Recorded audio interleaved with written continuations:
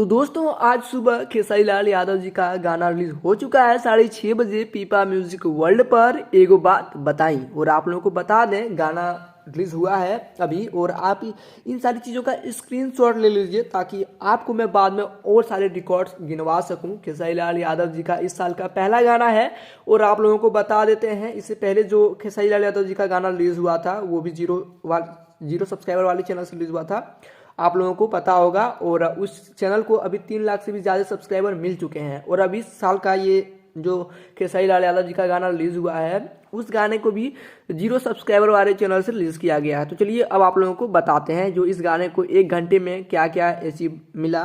तो आप लोगों को बता देते हैं, इस गाने का अभी 1 घंटे में 50,000 के आसपास लाइक्स मिल चुका है, 1.5 लाख के आसपास यूट्यूब पे व्यूज़ अपडेट हो चुका है। ये इतना अभी बता रहा है, रियल टाइम में और भी ज़्यादा व्यूज़ होगा।